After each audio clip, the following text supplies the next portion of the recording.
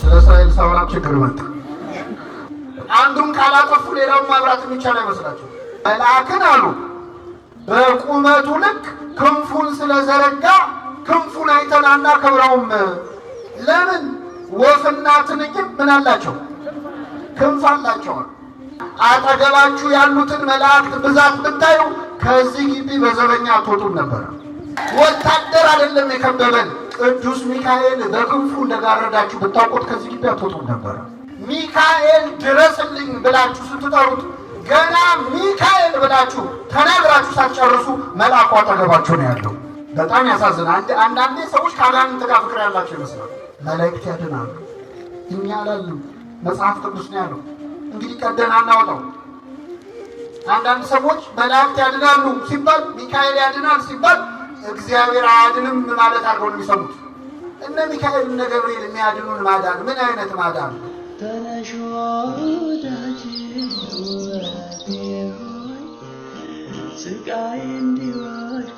በስመ አብ ወወልድ ወመንፈስ ቅዱስ አሐዱ አምላክ አሜን። እናማት በስመ አብ ወወልድ ወመንፈስ ቅዱስ አሐዱ አምላክ አሜን። በስመ አብ ወወልድ ወመንፈስ ቅዱስ አሐዱ አምላክ አሜን። ክቡራን አበው ሊቃውንተ ቤተ ክርስቲያን፣ መምህራን፣ አባቶች ካህናት፣ አበው መነኮሳት፣ መምህራን፣ ዘማሪያን፣ እንደዚሁም በዚህ የተሰበሰባችሁ ምዕመናን፣ ምዕመናት፣ አባቶች፣ እናቶች፣ ወንድሞች፣ እህቶች እንዲሁም ሕፃናት በእግዚአብሔር ሰላምታ እንደምናመሻችሁ እንደምናመሻችሁ። አሜን። ምሕረት ቸርነቱን አብዝቶ እስከዚህች ሰዓት ያደረሰን በዕድሜያችን ላይ የዛሬዋን ዕለት ይህችን ሰዓት የጨመረልን ከገናናው መልአክ ከሊቀ መላእክት ከቅዱስ ሚካኤል በረከት ረድኤት እንድንሳተፍ በቤቱ የሰበሰበን የአባቶቻችን አምላክ ልዑለ ባሕርይ እግዚአብሔር ስሙ የተመሰገነ ይሁን። እንኳን አደረሳችሁ።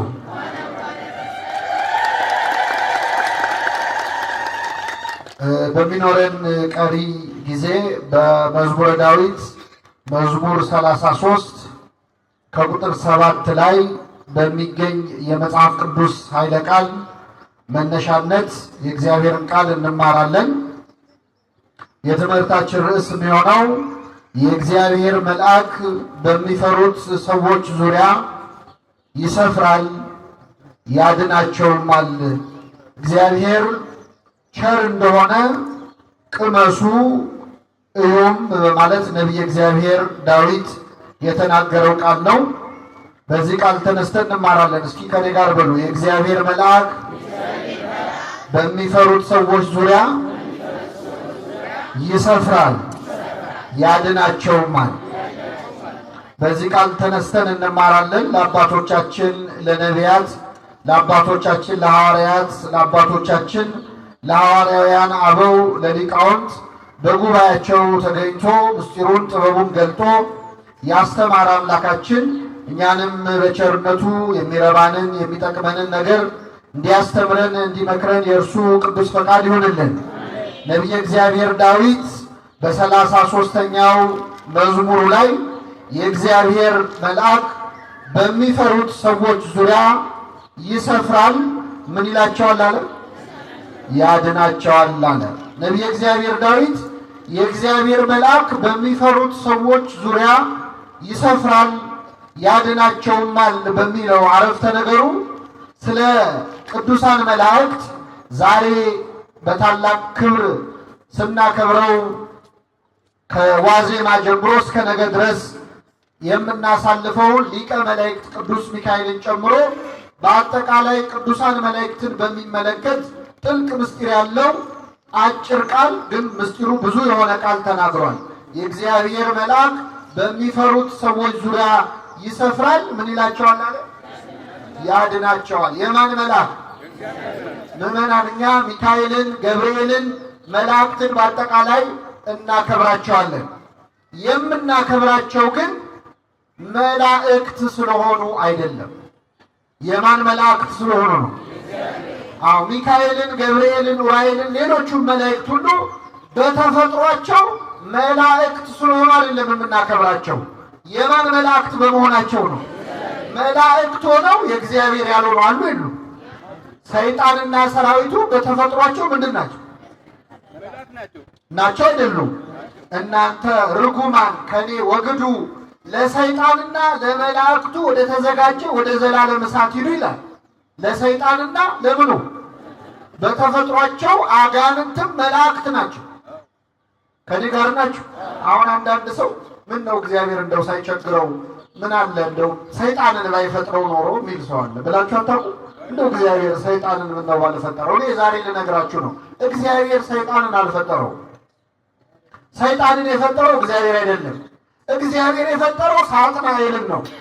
ሳጥናኤል ሰማልያል የሚባል ቅዱስ መልአክ ነው የፈጠረው። ራሱን ወደ ሰይጣንነት ወደ ዲያብሎስነት የቀየረው ማን ነው? ራሱ ነው። እግዚአብሔር የፈጠረው ቅዱስ መልአክ ነው። ከተፈጠርክበት ቀን አንስቶ እስከ ወደቅክበት ጊዜ ድረስ በመንገድ ፍጹም ነበርክ ይላል ነቢየ እግዚአብሔር ሕዝቅኤል። ቅዱስ አድርጎ ነው የፈጠረው። በራሱ ተነሳሽነት ራሱን ያረከሰ የጣለ ያራቆተ ራሱ ዲያብሎስ ነው። ሰይጣን አድርጎ አልፈጠረውም። እግዚአብሔር ቅዱስ መልአክ አድርጎ ነው የፈጠረው። ስለዚህ መላእክት በተፈጥሯቸው ሁሉም መላእክት ናቸው። አጋንንትም የወደቁ ቢሆኑም በተፈጥሯቸው ምንድን ናቸው? ከኔ ጋር ናችሁ? አሁን አንዲት ሴት ልጅ ብትወልድ ልጇ አድጎ ሌባ ቢሆን ይቺ ሴት የወለደችው ልጅ ነው ወይስ ሌባ ነው?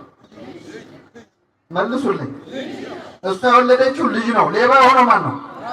ራሱ ነው። ስለዚህ እግዚአብሔር መልአክ ነው የፈጠረው። ከመልአክም ቅዱስ መልአክ ሊጋርድ የተቀባ ኪሩብ አሐዜ መንጦላዕት የሰማዩን የብርሃን መጋረጃ የሚይዝ ቅሩበ መለኮት ለመለኮት የቀረበ ቅዱስ መልአክ ነው የፈጠረው። ራሱን ሩቅ ዱቅ ያደረገው ያራቆተው የጣለው ራሱ ዲያብሎስ ነው። ግን በተፈጥሮ መልአክ ነው። መልአክ ነው ብለን ግን አናከብረውም። ሰይጣን ስገዱልኝ ቢለን አክብሩኝ ቢለን ዓለምን ሰጣቸዋለሁ ቢለን አናከብረውም። ምክንያቱም መልአክ ቢሆንም የማን መልአክ አይደለም። ሚካኤልን ግን እናከብረዋለን። የማን መልአክ ስለሆነ?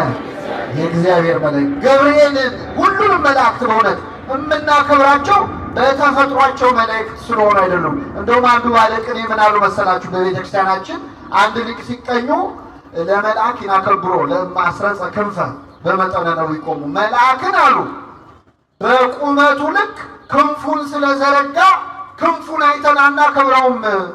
ለምን? ወፍና ትንኝም ምን አላቸው? ክንፍ አላቸው። ክንፍ ቢሆን የሚያስከብረው ወፉንም ትንኙንም እናከብረው ነበረ።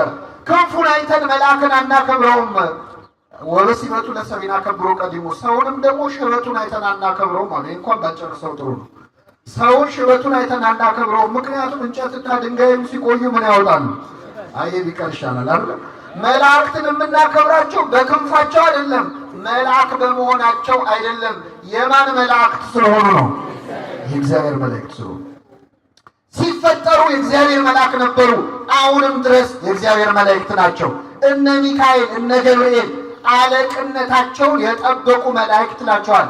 ሐዋርያው ቅዱስ ታዲዮስ ወይም ይሁዳ በመልእክቱ አለቅነታቸው የጠበቁ ማለት መልአክነታቸውን ማለት ነው። ሲመታቸውን ሚካኤል ሲፈጠርም የእግዚአብሔር መልአክ ነበረ። አሁንም ድረስ የማን መልአክ ነው? እስከ ምጽአት ድረስ የማን መልአክ ሆኖ ይቀጥላል? አዎ ሚካኤል መጥቶ መለከት ነፍቶ ነው ለተምጽአት የሚሆነው እኮ። ተመልከቱ፣ እንደፈጠራቸው ያገኛቸው ናቸው። ከነስማቸው የማን መላእክት ናቸው? ስለዚህ ነቢየ እግዚአብሔር ዳዊት ምን አለ? የእግዚአብሔር መልአክ በሚፈሩት ሰዎች ዙሪያ ይሰፍራል። ምን ይላቸዋል? እችን ቃል እንዳትረሱ። ሚካኤልን የምናከብረው መልአክ ስለሆነ ሳይሆን የማን መልአክ ስለሆነ ነው? የእግዚአብሔር መልአክ ስለሆነ። ሁለተኛው ምዕመናን እነ ሚካኤል እነ ገብርኤል የእግዚአብሔር መላእክት ብቻ አይደሉም፣ የእኛም መላእክት ናቸው። የእኛ ናቸው አይደሉም? ራሱ ክርስቶስ በማቴዎስ ወንጌል ምዕራፍ 18 ከቁጥር 18 ላይ ሲናገር ምን አለ መሰላችሁ? ከእነዚህ ከታናናሾቹ አንዱን እንዳትንቁ ተጠንቀቋል። እዚህ ፊት ለፊት ከተቀመጡት ከሕፃናት እድሜያቸው ትንሽ ነው ብላችሁ አንዳቸውን እንዳትንቋቸው። ውጪ በር ላይ ስትወጡ ከምታገኟቸው ነዳያን ምጽዋት ከሚለምኑ ከድሆች መሃል ከታናናሾቹ አንዱን እንዳትንቁ ተጠንቀቁ። ምግባር የለውም ኃጢአተኛ ነው ብላችሁ አንዱን እንዳትንቁ ተጠንቀቁ አለ ክርስቶስ። ለምን? መላእክቶቻቸው በሰማያት ያለውን የአባቴን ፊት ያያሉ አለ። ምኖቻቸው? እስኪ በሉ መላእክቶቻቸው በሉ። ስለዚህ ታናሹ ሕፃንም ለራሱ ምን አለው ማለት ነው? መልአክ አለው። ለእያንዳንዳችን መልአክ አለን። ታውቃላችሁ? ምድር ላይ አሁን ጠባቂ የሚኖረው ምን አይነት ሰው ነው? እስቲ ጠባቂ ጋርዶች የሚኖረው ምን አይነት ሰው? ወይ ባለስልጣን ነው፣ ወይ ባለጸጋ ነው፣ ወይ ዝነኛ ሰው ነው። ድሃ ከሆነ ጠባቂ አይኖረው። በምድር ላይ የሚመደብለት እንደው መንገድ ልቀቁለት እገሌ መጣ እያሉ የሚያሸረግዱ ሰዎች የሚመደብለት ሰው ወይ ገንዘብ ያለው ወይ ዝና ያለው ሰው ነው። እግዚአብሔር ግን ጠባቂ የመደበው ለዝነኞች ብቻ አይደለም፣ ገንዘብ ላላቸው ብቻ አይደለም። በቀን በሌሊት ከኛ የማይለዩ ከእናታችን ማህፀን ጀምሮ ሲጠብቁን የነበሩ በዋልንበት እየዋሉ ባደርንበት የሚያድሩ ጠባቂዎችን ለእያንዳንዳችን ሰጥቶናል። እግዚአብሔር ስሙ የተመሰገነ ይሁን። በሆነ ለእያንዳንዳችን ስለዚህ የየራሳችን መልአክ አለን ማለት ነው። ከኔ ጋር ናችሁ ምዕመናን? አሁን ደስ ብሏችሁ ነው መሄድ አለባችሁ። እያንዳንዳችሁ የየራሳችሁ ምን አላችሁ? መልአክ አላችሁ። አብሯችሁ ያደገ ያሳደጋችሁ። ያሳደገኝ መልአክ አላለም ያዕቆብ ልጆቹን ሲመርቅ? ያሳደገኝ መልአክ እነዚህን ሕፃናት ይባርክ ብሏል። በእናታችን ማህፀን ስንጸነስ ጀምሮ ጽንሱን ይጠብቃል እግዚአብሔር መልአኩ። ከተወለድን በኋላ ስናድግ እንደ ሞግዚት አብረውን ናቸው መላእክት። በሕይወት ዘመናችን ኃጢአት ስንሰራ ስለ ኃጢአታችን ያለቅሳሉ፣ ያዝናሉ። በጎ ነገር ስንሰራ ደስ ይላቸዋል። በጎ ስራችንን ይመዘግባሉ። ለማን ሊያቀርቡ? እባክህ ማረው፣ ይቅር በለው፣ ይህ ሰው መልካም ሰርቷል ሊሉ ስለኛ ይጸልያሉ። እንደውም ቅዱስ ባስልዮስ ለጠባቂ መልአክ የሚጸለይ ጸሎት በዚህ ውዳሴ አምላክ በተባለ መጽሐፍ ላይ ጽፎልን ጠባቂ መልአካችንን በጸሎት ሁሉ እናናግረዋለን። ለእያንዳንዳችን ጠባቂ መላእክትን የሰጠን አምላክ ስሙ የተመሰገነ ይሁን። ስለዚህ መላእክት የእግዚአብሔር መላእክት ብቻ ሳይሆኑ የማን መላእክት ናቸው? የእኛም ናቸው። የኔ ሚካኤል ልትሉ ትችላል፣ የኔ ገብርኤል ልትሉ ትችላላችሁ። ለእያንዳንዳችን እግዚአብሔር በመዓልት በሌሊት ለኃጥኡ ለጻድቁ፣ ለምዕመኑ ለመናፍቁ፣ ለካዱት ሰዎች ሳይቀር ጠባቂ መልአክ አላቸው። በነገራችን እግዚአብሔር የለም ለሚሉ ሰዎች ጠባቂ መልአክ አለ። መላእክተ ጽልመት የሚባሉ ከ99 ነገደ መላእክት መካከል አሉ። መላእክተ ጽልመት የሚባሉ የካዱ ሰዎችን ይጠብቃሉ፣ በቀን በሌሊት ይጠብቃሉ። እነዚህን ጠባቂዎች እግዚአብሔር ስለሰጠን ስሙ የተመሰገነ ይሁን። ስለዚህ መላእክት አንደኛ የማን መላእክት ናቸው አልኳችሁ? ሁለተኛ የማን ናቸው? የኛ ናቸው። በእውነት ስለ መላእክት መማር በጣም ያስፈልጋል። ምክንያቱም መላእክት በእርግጥ ስለ መላእክት ያለን እውቀት በጣም ትንሽ ነው፣ ግን ወዳጆቻችን ዘመዶቻችን ስለሆኑ ስለ እነሱ ማወቅ ያስፈልጋል። በእውነት ሰው አሁን ውጭ ሀገር ዘመድ አለኝ ብሎ ይኩራራል አይደል? ከኔ ጋር ናቸው? አዎ ዘመድ አለ የኔ ሀገር የኔ ዘመዶች እኮ አውሮፓ አሜሪካን ያሉት ብሎ ሰው ኩፍስ ይላል። የሁላችን ዘመዶች ታላቅ ወንድሞቻችን መላእክት በሰማያት አሉ። ስለ እነሱ መስማት ደስ ይላል፣ ስለ ዘመድ መስማት ስለሆነ።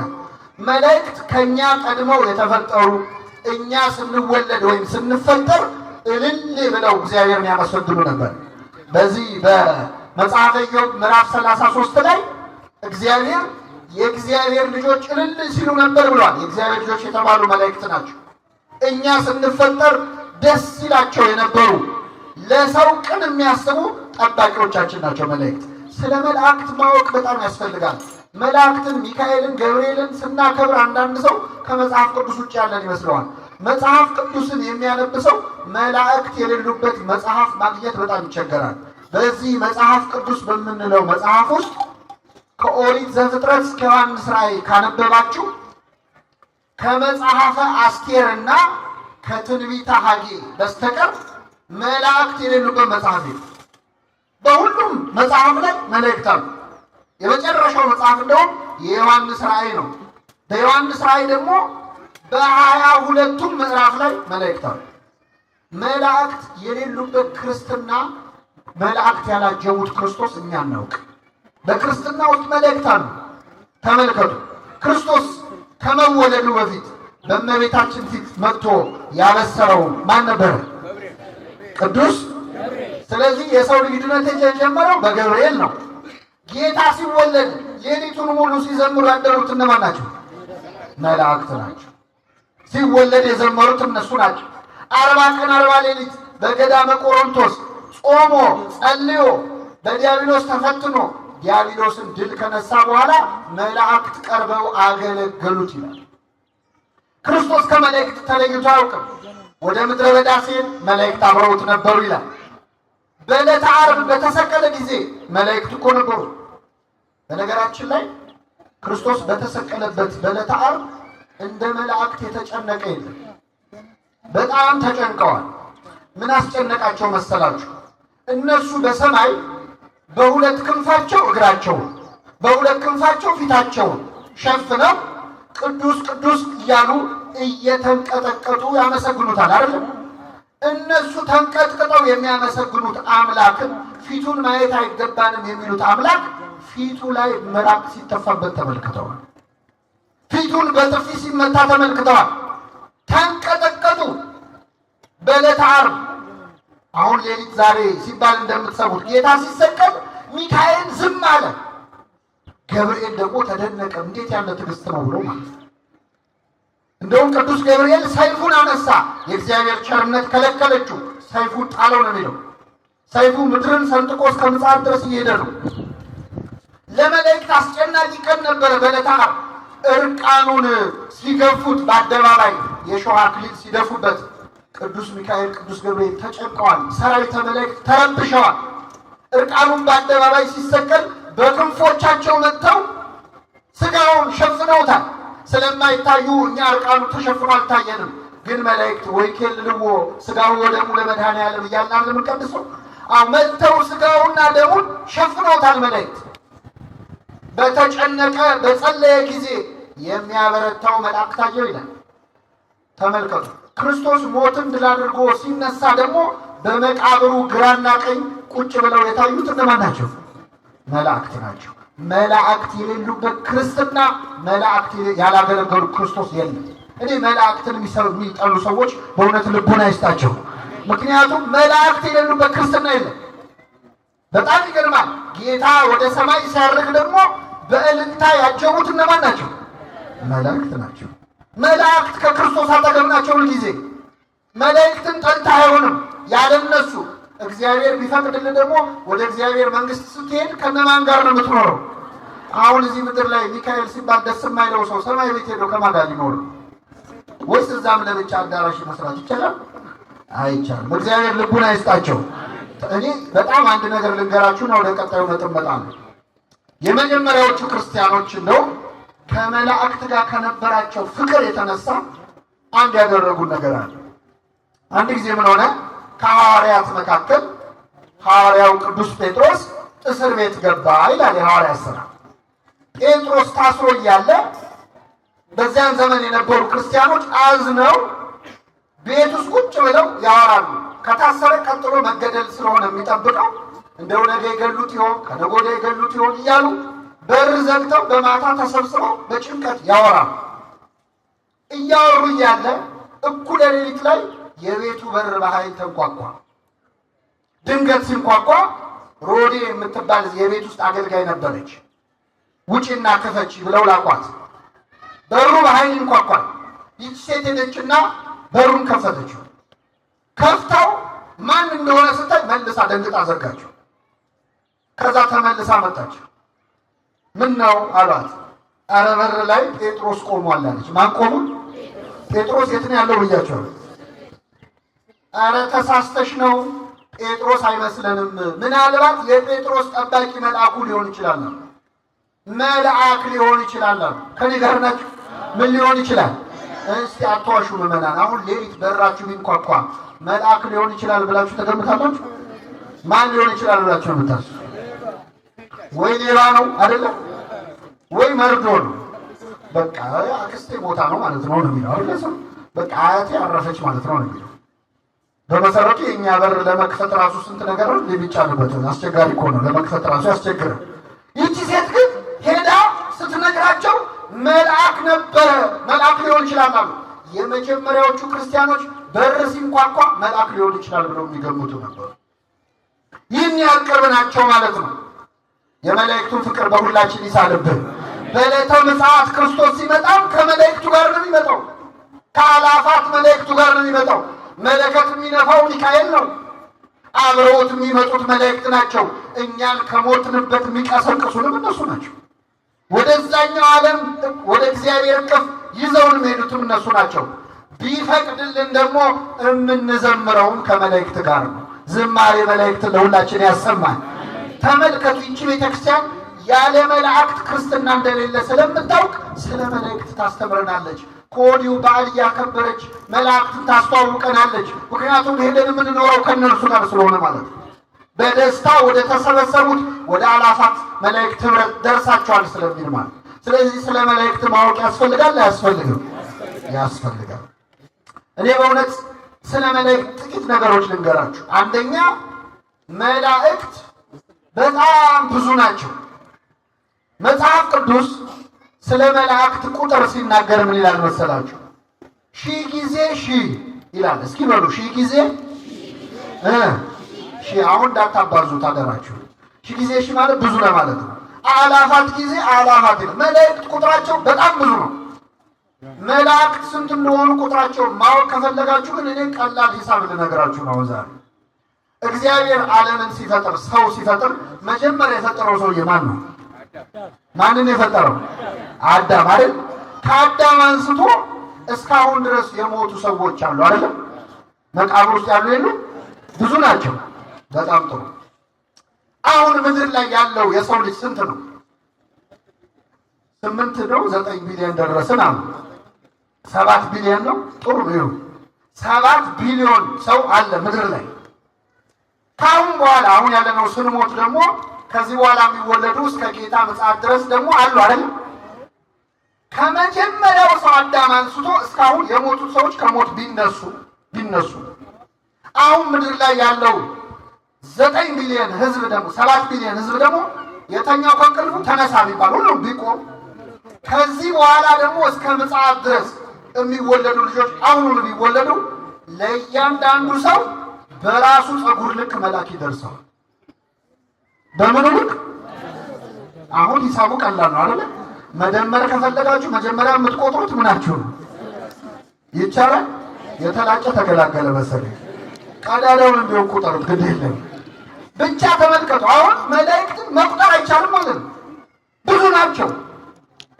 ሌላው አባቶቻችን ሲገልጹ የመላእክትን ቁጥር ዓለም ከተፈጠረ ጀምሮ ዝናብ ሲዘንብ ነበር አይደል? ከዘመነ ኖህ ጀምሮ እንኳን ይዘንብ ነበር። ዓለም ከተፈጠረ አንስቶ እስካሁን የዘነበው ዝናብ ጠብ ያለው ነጠብጣቡ ቢቆጠር መላእክት ከዛ በላይ ናቸው። በአጠቃላይ መላእክት ብዙ ናቸው ማለት ነው። አሁን ይህንን ትምህርት ስናገር መላእክት ብዙ ናቸው ስለ አንዳንድ ሰዎች ቁጭ ብሎ እኔ ኑሮ አናቴ ላይ ወጥቶብኛል፣ መላእክት ብዙ አነሱ እኔ ምን አገባኝ ልትሉ ትችላላችሁ። እነዚህ ሁሉ መላእክት ከማን ጋር ናቸው? ደስ ይላል አይደለም? አመስግኑ እንጂ እግዚአብሔር። ይሄ ሁሉ ቁጥር የእኛ ዘመዶች ናቸው። እነዚህ ሁሉ የእኛ ወገኖች ናቸው። ይህንን ሁሉ ዘመድ ያበዛልን አምላክ ስሙ የተመሰገነ ይሁን። ከራሳችን ፀጉር በላይ የሆነ ከዝናብ ነጠብጣብ በላይ የሆኑ ወገኖችን የሰጠን ማን ነው? እግዚአብሔር ነው። ብዙ ናቸው መላእክት። ስለዚህ ከዚህ መሃል እኔ ወገን የለኝም፣ አባት እናት፣ ወንድም እህት የለኝም ብሎ የሚያዝን ካለ ኧረ ብዙ ናቸው ዘመዶችህ፣ ኧረ ብዙ ናቸው ወንድሞችሽ እህቶችሽ። መላእክት ጾታ የሌላቸው እንደ ወንድም እንደ እህት የሚሆኑ እነ ቅዱስ ሚካኤል እነ ቅዱስ ገብርኤልን የመሳሰሉ ተቆጥረው የማያልቁ ዘመዶችን የሰጠን ማን ነው? እግዚአብሔር ነው። ከእኛ ጋር ያሉት ከእነርሱ ጋር ካሉት ይበልጣሉ ብላችሁ መደሰት አለባችሁ። ምን ሆነ መሰላችሁ? በዚህ በመጽሐፈ ነገሥት ላይ አንድ ታሪክ ተፈጽሟል። እስራኤላውያንና ሶርያውያን ጦርነት ላይ ናቸው። እንግዲህ እስራኤል ሁሌ ጦርነት ላይ ነች። አሁንም ጦርነት ላይ ነች አይደል? እግዚአብሔር ሰላምን ያምጣልን። እስራኤል ከሶርያ ጋር ጸብ ላይ ነበረች። ጸብ ላይ ሆነው ሶርያውያን እስራኤልን እንውጋ ይሉና ይነሳሉ። ተነስተው በዚህ ተራራ ሄደን እንውጋቸው ብለው እዛ ተራራ ላይ ሲደርሱ የእስራኤል ጦር እዛ ቦታ ላይ ቀድሞ ይገኛል። ይወጋቸዋል። ሳይጠብቁ አደጋ ይጥልባቸዋል፣ ያሸንፋቸዋል። ይመለሳል የሶርያ ጦር። ደግሞ በዚያ ጋር እንሂድ ብሎ አስልቶ መንገድ መርጦ ሲጠብቃቸው እስራኤል እዛ ቀድመው ደርሰው ያጠፏቸው። መጨረሻ የሶርያው ንጉሥ ምን አለ? አይ እኛ መሃልማ ሰላይ አለ፣ ከኛ ዘንድ ወሬ እየወሰደ ለእስራኤላውያን የሚናገር ነገር የሚያበላሽ ወሬ የሚያደርስ ሰላይ ከኛ መሃል አለ፣ አውጡ ብሎ ወታደሮቹን ሰበሰባቸው። ከኔ ጋር ናችሁ ምዕመናን? የሶርያው ንጉሥ ይህንን ሲል አንድ ሰው ተነሳና ጌታዬ ሆይ እኛ መሃል ሰላይ የለም፣ ለእስራኤል የሚሰልል ሰው የለም፣ ግን እኛ እዚህ ተደብቀን በዚህ ጋር ሄደን እንዲህ አድርገን እንውጋቸው ብለን ስንማከር የተማከርነውን ነገር እየሰማ ለእስራኤል ንጉሥ የሚናገር ኤልሳ የተባለ ነቢይ እዛው እስራኤል ውስጥ አለ። እዛ ሆኖ እዚህ የምንነጋገረውን ይሰማል። እሱ ነው ጉድ የሰራናል ነው አለ። አዎ በሉ ሂዱና ኤልሳን ይዛችሁት ነው አለ። ወታደሮች ዘመቱ። ጦር ይዘው ጋሻ ይዘውት ሊገሉት መጡ ማለት ነው። ነቢየ እግዚአብሔር ኤልሳ አልማ ኤልሳ ተራራ ላይ ነው የሚኖረው። መጡና ሌሊቱን ተራራውን ከበውት አደሩ። ኤልሳ እዛ ተራራ ላይ ይኖራል። ሎሌው አገልጋዩ ግያዝ ይባላል። በጠዋት ተነስቶ እንደው ወገቤን ልፈትሽ ብሎ ሲወጣ ዙሪያቸውን ተከበዋል። ኤልሳን ሊይዙ የሶርያ ወታደሮች ከበዋቸው። ደነገጠና መጥቶ ኤልሳ አንቀሰቀሰው። እረ ጌታ ኤልሳ ሆይ ተከበናል አለ። ምን ነው አለው። እረ ዙሪያችንን ሶርያውያን ከበውናል። ይሰማል። ስለ እስራኤል ሳወራ እኮ ችግር መጣ። ልቀጥል አይደለ? ተከበናል አለ የኤልሳ አገልጋይ ግያዝ። ዙሪያችንን ተከበናል ጌታዬ ሆይ ብሎ ኤልሳ ነብዩን ቀሰቀሰው። ነብዩ ምን አለ? አይዞህ አትፍራ፣ ከኛ ጋር ያሉት በሉ እስኪ ከነርሱ ጋር ካሉት ይበልጣሉ።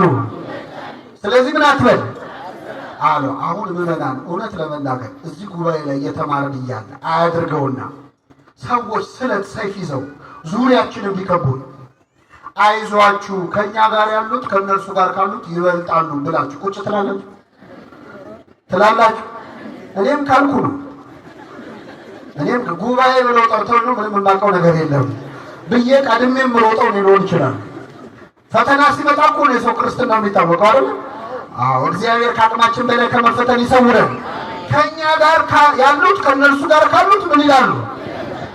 አዎ ይበልጣሉ። ግን ጌታዬ ወይ እንሽሽ እባክህ። ከዛ ይህን ጊዜ ኤልሳ ምን አለ? ጌታ ሆይ የዚህ ደካማ ባሪያ አይኑን አብራለታል። ይህ ሰው አይኑ አያይም እንዴ? ያያል። የልቡ አይን ነው የማያየው። አይኑን ሲያበራለት ዙሪያቸውን በእሳት ሰረገላ ተከበዋል። መላእክት አብረዋቸው ናቸው። ይህንን ሲያይ ተረጋጋ።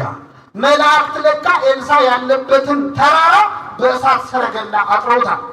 ያ ተራራ የማን ነቢይ ስላለበት ነው በመላእክት የተከበበው? የማን ነቢይ? አሁን ያለነው እኮ የእግዚአብሔር ነቢይ ያለበት ቦታ አይደለም። ይህ ቤት የማን ቤት ነው? የእግዚአብሔርን ቤት ስንት መላእክት ይከቡት ይሆን? አሁን ዙሪያችሁ ያሉትን መላእክት ብታዩአቸው በእውነት እዚህ ያላችሁ ምዕመናን አጠገባችሁ ያሉትን መላእክት ብዛት ብታዩ ከዚህ ግቢ በዘበኛ አትወጡም ነበር። አይናችን ስለማያይ እንጂ በእሳት ሰረገላ የተከበበች የእግዚአብሔር ዙፋን ቅድስት ቤተክርስቲያን ነች። አሁን ያለነው ከመላእክት ጋር ነው። ደስ ይበላችሁ ምዕመናን። አብረውን ያሉት ነው። ወታደር አይደለም የከበበን። ቅዱስ ሚካኤል በክንፉ እንደጋረዳችሁ ብታውቁት ከዚህ ግቢ አትወጡም ነበር። ቅዱሳን መላእክት አብረውን ናቸው። ተመልከቱ። ከኛ ጋር ያሉት ከነርሱ ጋር ካሉት ምን ይላሉ? ይበልጣሉ። እንዲህ የምንልበትን ልቡና ያድለን። መላእክት ምዕመናን ሌላው በጣም ፈጣኖች ናቸው። ፈጣኖች ናቸው። አንደኛ ረቂቃን ናቸው። አይጨበጡም፣ አይዳሰሱም። የመላእክትን ርቀት አባቶቻችን ሲናገሩ ከነፋስ እሳት ይረቃል፣ ከእሳት ነፋስ ይረቃል፣ ከነፋስ ነፍስ ትረቃለች፣ ከነፍስ መላእክት ይረቃሉ፣ ከመላእክት የመላእክት ሐሳባቸው ይረቃል፣ ከመላእክት ሐሳብ እግዚአብሔር ይረቃል ይላሉ። ረቂቃን ናቸው። አይጨበጡም፣ አይዳሰሱም። ሚካኤል ገብርኤል አይጨበጡም፣ አይዳሰሱም። እንደውም የሚገርም ነገር ልንገራችሁ። አሁን እኛ ሁለት ሰዎች ጠባብ መንገድ ላይ ብንገናኝ አንደኛው ሰው ለማለፍ ለሌላኛው ሰው መንገድ ይለቃል አይደል? ሚካኤልና ገብርኤል ግን መንገድ ላይ የሚገናኙ ሚካኤል ገብርኤልን አሳልፈኝ አይለው። ወሐለፈ መልአክ በውስተ መልአክ ይላል። መልአኩም በመልአኩ ውስጥ አለፈ ይላል። ሚካኤል በገብርኤል ውስጥ እስኪያልፍ ድረስ ረቂቃን ናቸው፣ ፈጣኖች ናቸው። ምዕመናን የመላእክትን ፍጥነት የሚያሳይ አንድ ነገር ልንገራቸው። የመላእክት ፍጥነት የእኛን ሀሳብ ያህል ነው። የእኛን ምን ያህል ነው? ለምሳሌ አሁን እዚህ ቤተክርስቲያን የመጣችሁት ወይ ከቤታችሁ ወይ ከመስሪያ ቤት ነው አይደል? ወይ ከትምህርት ቤት። ወደዚህ ስትመጡ ከስራ ቦታ ወይ ከቤታችሁ አንስቶ እዚህ ድረስ እዚህ ቤተክርስቲያን ድረስ ያለውን መንገድ አቋርጣችሁ ነው የመጣችሁት ነው አይደለም? ስትመለሱ ደግሞ ከቤተ ክርስቲያን እስከ ድረስ ትሄዳላችሁ። መንገዱን ምን አድርጋችሁ አቋርጣችሁ አይደል? እስቲ አሁን በሐሳባችሁ ወደ ቤታችሁ ይቻላል አይቻልም? ወይስ ሄዳችኋል? ቀድማችሁ አላችሁ አይደል? በሐሳብ ቤት መመለስ ይቻላል አይቻልም? በሐሳብ ስትመለሱ ወደ ቤታችሁ መንገድ አቋርጣችሁ ነው? ታክሲ ይዛችሁ ነው የምትሄዱት? በአንዴ በሐሳብ ቤት መድረስ ይቻላል አይቻልም? ኧረ አንወሻሽ። በሐሳብ አውሮፓና አሜሪካ ዞራለህ። እዚህ መሀል ፓስፖርት አያስፈልግ፣ ቪዛ አያስፈልግ፣ አለምንም ዞራለህ። ስለዚህ በሐሳብህ የፈለከው ቦታ በቅጽበት መድረስ ይቻላል አይቻልም? ሚካኤል ፍጥነቱ የእኛን ሐሳብ ያህል ነው። መመናል ሚካኤል ድረስልኝ ብላችሁ ስትጠሩት ገና ሚካኤል ብላችሁ ተናግራችሁ ሳትጨርሱ መልአኩ አጠገባችሁ ነው ያለው። ከአጠገባችን ነው ያለው። ፈጣን ጠባቂዎችን ነው የሰጠን እግዚአብሔር ስሙ የተመሰገነ ይሁን። ገና ለምነህ ሳትጨርስ ሚካኤል ብለህ ሳትጨርስ ገና ስትል ሚካኤል አጠገብ ነው ያለው። ይህን በምን አወቅን? ትንቢተ ኢሳይያስ ምዕራፍ 6 ላይ ተነዋላ። ነቢየ እግዚአብሔር ኢሳይያስ እግዚአብሔርን ከፍ ባለ ዙፋን ላይ ተቀምጦ አየሁት አለ። ንጉሡ ዖዝያን በሞተበት ዓመት እግዚአብሔርን አየሁት። ወዮልኝ ኃጢአተኛ ሰው ነኝ፣ ከንፈር የረከሰብኝ ነኝ ብዬ አለቀስኩኝ። ገና አልቅሶ ሳይጨርስ ኃጢአተኛ ነኝ ብሎ ሳይጨርስ ቅዱስ ቅዱስ ከሚሉት ከመላእክት መካከል ሱራፌል ከተባሉት የመላእክት ነገድ መሃል አንዱ ሱራፊ እሳት በጉጠት ይዞ መጥቶ ኃጢአት ተሰረየችልህ አለኝ ይላል። ቅዱስ ሚካኤል ኃጢአት ተሰረየችልህ ይበለን ለሁላችን። አይገርማችሁም? በእውነት ገና ተናግሮ ሳይጨርስ እኮ ነው ኃጢአተኛ ነኝ ብሎ ሳይጨርስ መልአኩ በሮ መጥቶ ኃጢአት ተሰረየችልህ አለው። እንደዚህ አይነት ፈጣን ጠባቂዎች ስለሰጠን ስሙ የተመሰገነ ይሁን። የእግዚአብሔር መልአክ በሉ እስኪ በሚፈሩት ሰዎች ዙሪያ ይሰፍራል። ምን ይላቸዋል? የሚካኤል በዓል እዚህ ብቻ ነው እንደሚከበረው? ሌላ ቦታ አይከበርም? አዲስ አበባ ውስጥ ብዙ ቦታ አለ አይደል? ከአዲስ አበባ ውጭስ አለ አይደል? ከኢትዮጵያ ውጭስ? አሁን አንዳንድ ሰዎች ምን ያሳስባቸዋል? ነገ ሚካኤል በዓል ሲከበር ሚካኤል የት ነው የሚሄደው? ቦሌ ሚካኤል ነው የሚሄደው? መርካቶ ያለው ሚካኤል ነው የካ ነው የሚሄደው ብለው የሚጨነቁ ሰዎች አሉ። መላእክት በሁሉ ቦታ የሞላ አይደሉም። በሁሉ ቦታ የሞላ ማን ነው? እግዚአብሔር ነው። ታዲያ እናንተ እዚህ ሚካኤል ሚካኤል ስትሉት እዛም ያሉት ሚካኤል ሚካኤል ሲሉት ሚካኤል እንዴት ያዳርሳል ብለው የሚጨነቁ ሰዎች አሉ። በጣም ይገርማቸዋል። እኔ ኃጢአተኛው እዚህ ጋር ቆሜ የምናገረውን ንግግር እዚህ ያላችሁ ትሰማላችሁ? አሰቡ። እዚህ የሌሉ ሰዎች እንዲሰሙ ማድረግ ይቻላል አይቻልም? በምን? እዚህ ፊት ለፊት ያሉት መቅረጫ ካሜራዎች፣ ስልኮች ቀርጸው ዓለም ሁሉ እንዲሰማ ማድረግ ይችላሉ አይችሉም? ሰው የሰራው ካሜራ ዓለምን መድረስ ከቻለ እግዚአብሔር የሰራው ሚካኤል ዓለምን መድረስ ይችላል አይችልም? እንዴት ያለ አስተሳሰብ ነው! እንዴት መናናቅ ነው ከእግዚአብሔር ጋር! እኛ የሰራነው ቆርቆሮ እንኳን ዓለም ይደርሳል እኮ። ቅዱስ ሚካኤል ዓለምን ደርሶ መርዳት አይችልም ብሎ ማሰብ እንዴት ያለ ነገር ነው! መላእክት በአንድ ቦታ ሆነው አልቀድም ነግሬያቸዋለሁ። ኤልሳ እስራኤል ሆነው የሶሪያ ወሬ ይሰማ ነበር አይደል? ነው አይደለም? ሲጀመር መላእክት አሁን ቅድም የጠቀስኩትን ጥቅስ ለዚህ ማስረጃ አድርጌ ልድገመው። የእግዚአብሔር መልአክ በሉ እስኪ በሚፈሩት ዙሪያ ይሰፍራል። አሁን የቁጥር ጥያቄ ልጠይቃችሁ ነው። የእግዚአብሔር መልአክ ሲል አንድ ነው ብዙ ነው? አይደለም። የእግዚአብሔር መላእክት አይደለም የሚለው የእግዚአብሔር ምን ስንት ነው? የእግዚአብሔር መልአክ በሚፈሩት ዙሪያ ይሰፍራል። ምን ይላቸዋል? መልአኩ ስንት ነው? በጣም ጥሩ። የእግዚአብሔር መልአክ አንዱ መልአክ እግዚአብሔርን የሚፈሩ ሰዎች ስንት ናቸው? ስንት ናቸው? የት ነው የሚኖሩት? ቦሌ ሚካኤል አካባቢ ነው የሚኖሩት? በዓለም ሁሉ አይደለም እግዚአብሔርን የሚፈሩ መልአኩ ስንት ነው? የእግዚአብሔር መልአክ አንዱ ሚካኤል ማለት ነው። እግዚአብሔርን በሚፈሩት ሰዎች ዙሪያ ምን ይላል? ይሰፍራል።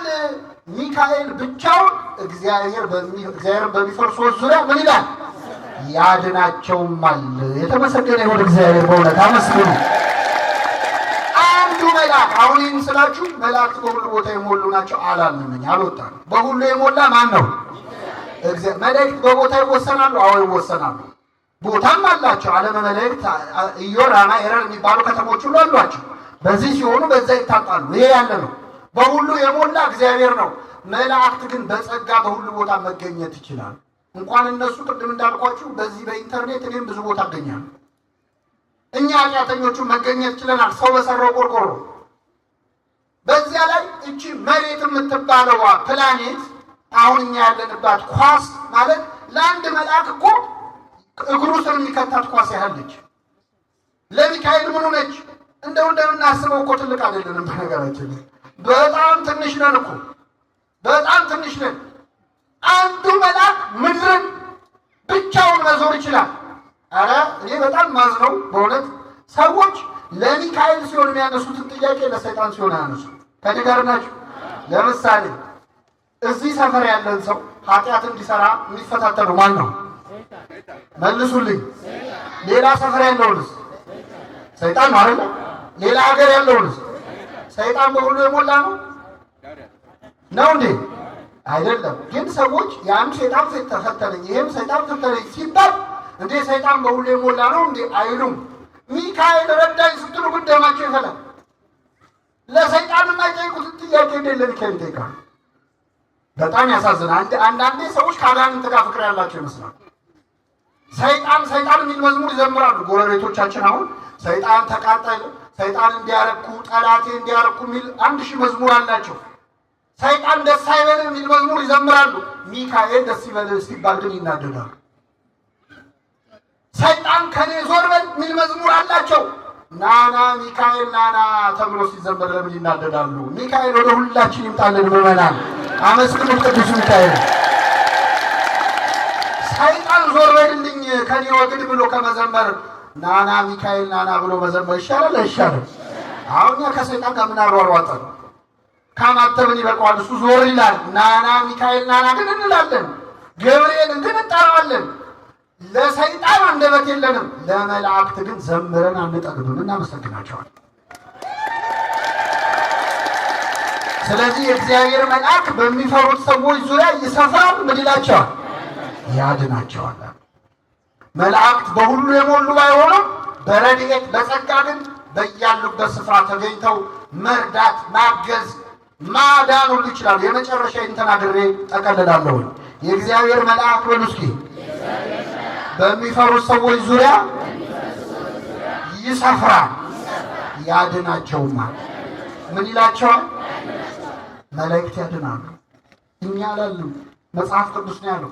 እንግዲህ ቀደን አናወጣው። አንዳንድ ሰዎች መላእክት ያድናሉ ሲባል ሚካኤል ያድናል ሲባል እግዚአብሔር አያድንም ማለት አድርገው ነው የሚሰሙት። አንዱን ካላጠፉ ሌላውን ማብራት የሚቻል አይመስላችሁ? እኛ እንደዛ አላልንም። መላእክት ያድናሉ ወይ? አዎ ያድናሉ።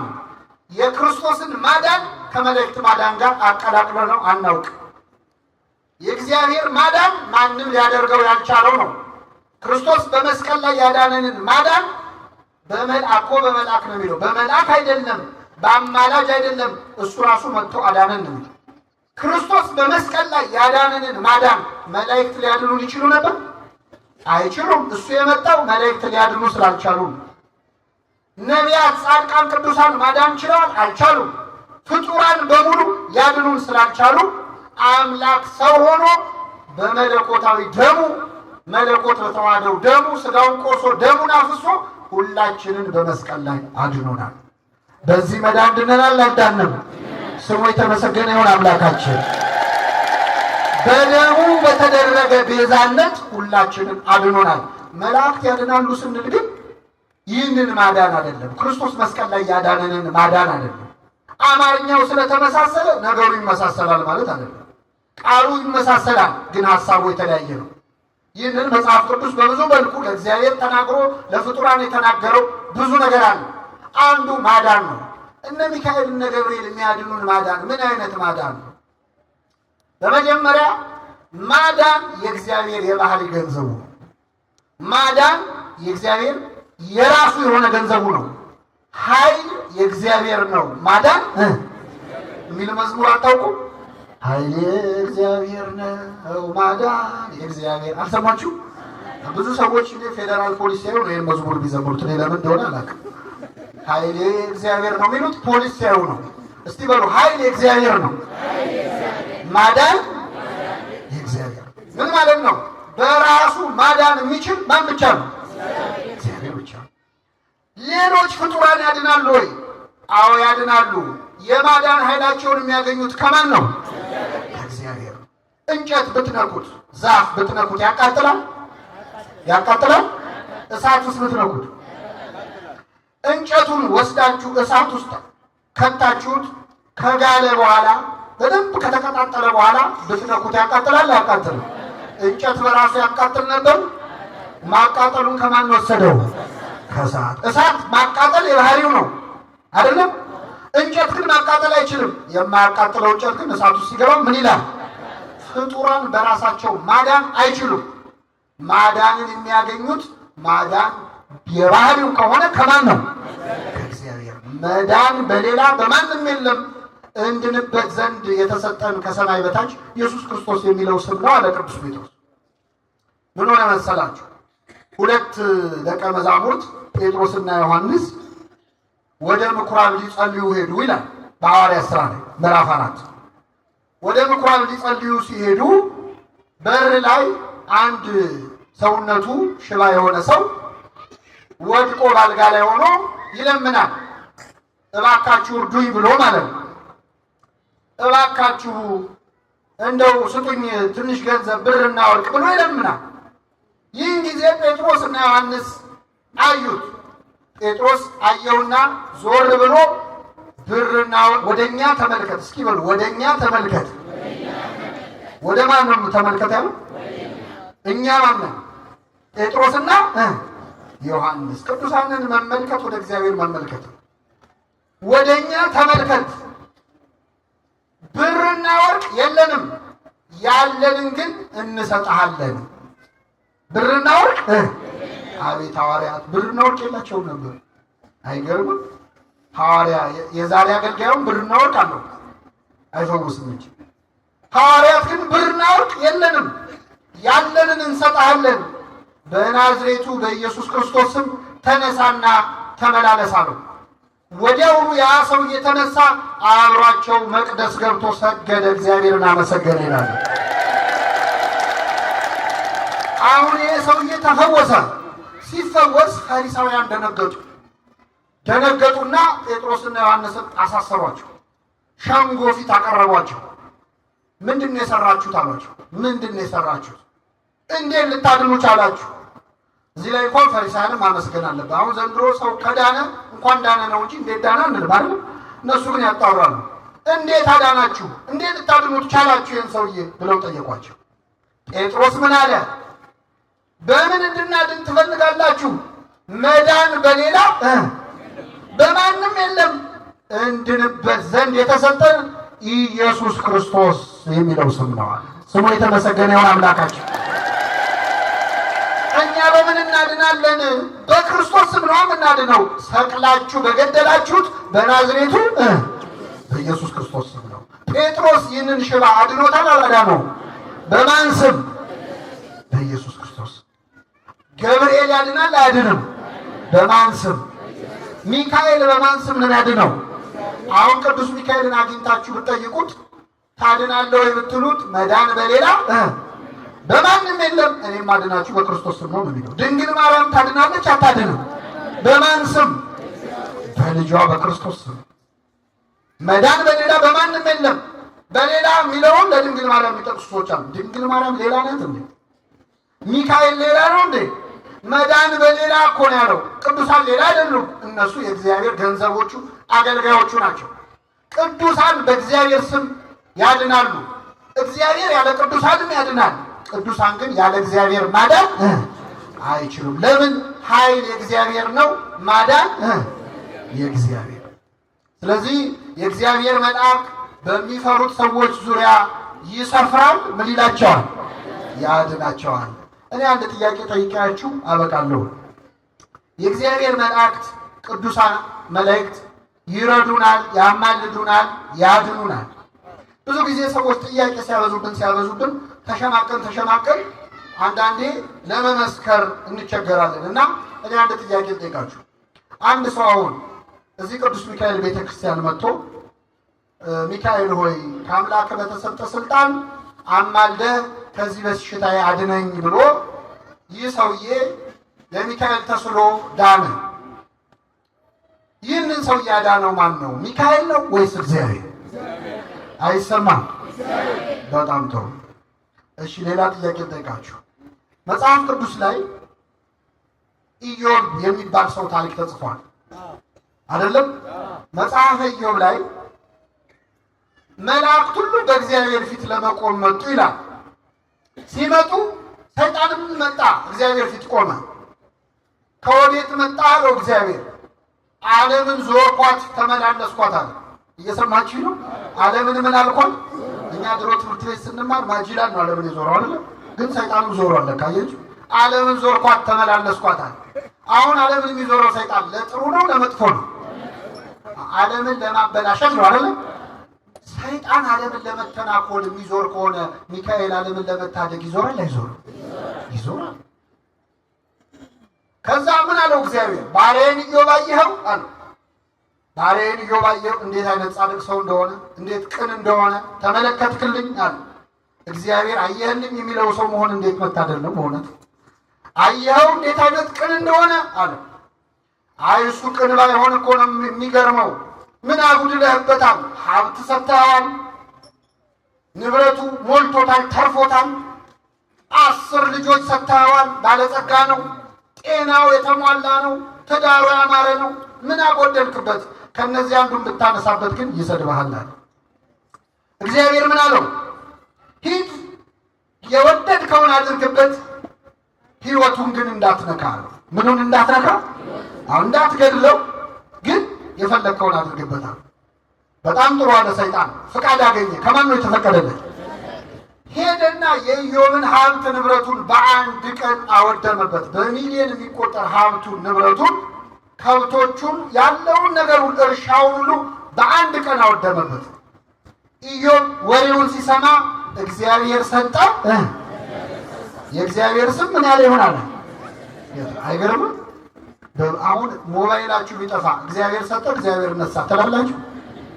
ሚካኤል እንጂ እኮ ነው ጉድ የሆንኩት ነው የምንለው አይደል? ምን ነው ምን አደረኩ ነው የምንለው። ኢዮብ ግን ሀብት ንብረት ሁሉ በአንድ ቀን ወድሞ እግዚአብሔር ሰጠ እግዚአብሔር ነሳ። ሰይጣን ቀጥሎ ምን አደረገ? 10 ልጆቹን በአንድ ቀን ገደለበት። ስንት ልጅ? አይከብድም? 10 ልጅ በአንድ ቀን። እንደው አንድ ሁለቱ ቢተርፉ ምናምን 10 ልጆቹ ሞቱበት። ሰይጣን ተንኮሉን አያችሁ። መጀመሪያ ልጆቹን አልገደለበት። መጀመሪያ ሊገልበት፣ በኋላ ሀብቱ ሲጠፋ እንኳን ሀብቴ ልጆቼም ጠፍተዋል ይላል። ጦሴን ይዞ ሄድ ይላል። ስለዚህ በመጀመሪያ በሀብቱ ፈተነው፣ ቆይቶ 10 ልጆች ገደለበት። እግዚአብሔር ሰጠ። ከዚያ ምን አለ ሰይጣን? ከራስ ፀጉሩ እስከ እግር ጥፍሩ በቁስል መታው። ሰውነቱ ቆሰለ። የገዛ ቁስሉ እስኪሸተው ደረስ። በሸክላ ነበር፣ በገል ነበር የሚያከው ቁስሉን የሚያከው። ቁስሉ እስኪሸተው ደረሰ። እግዚአብሔር ሰጠ፣ እግዚአብሔር ነሳ። አሁን ጥያቄ ልጠይቃችሁ። ኢዮብ ላይ መከራ ያወረደበት ማን ነው? እግዚአብሔር ነው ወይ ሰይጣን? እግዚአብሔር ነው ወይ ሰይጣን ነው? በጣም ጥሩ መልሳችኋል። ሰይጣን ነው አይደለም? እሺ ቅድም አንድ ሰውዬ እዚህ ቤተክርስቲያን መጥቶ ሚካኤል ሆይ ከአምላክ አማልደህ ካለብኝ በሽታ አድነኝ አለ። ቅዱስ ሚካኤል አማልዶ ይህን ሰውዬ ፈወሰው። ይህን ሰውዬ ያዳነው ሚካኤል ነው ወይስ እግዚአብሔር ነው ስላችሁ ምን አላችሁ? እግዚአብሔር። ሰይጣን እግዚአብሔር ጋር ቀርቦ አስፈቅዶ በኢዮብ ላይ መከራ ወረደበት። ኢዮብ ላይ መከራ ወረደው ማን ነው? ሰይጣን ነው ወይስ እግዚአብሔር ነው ስላችሁ ማን አለ? ሰይጣን አላችሁ።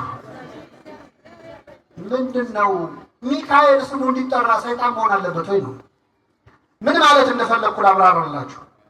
ለሰይጣን ኢዮብ ላይ መከራ እንዲያወርድበት ፈቃድ የሰጠው ማን ነው? ለሚካኤል አንድን በሽተኛ እንዲፈውስ ፈቃድ የሰጠው ማን ነው? ስለዚህ እግዚአብሔር ሁለቱንም የፈቀደ እሱ ነው አይደል? ኢዮብ ላይ መከራ ያወረደው ማን ነው ስላችሁ ሰይጣን ካላችሁ ይሄን በሽተኛ የፈወሰው ማን ነው ስል ማን ማለት አለባችሁ? ሚካኤል ማለት አለባችሁ። ምክንያቱም ለሰይጣንም ክፉ እንዲያደርግ ለሚካኤልም በጎ እንዲያደርግ ፈቃድ ሰጪው ማን ነው? ወርደው ስራውን የሰሩት ግን ሚካኤልና ሰይጣን ናቸው አይደል?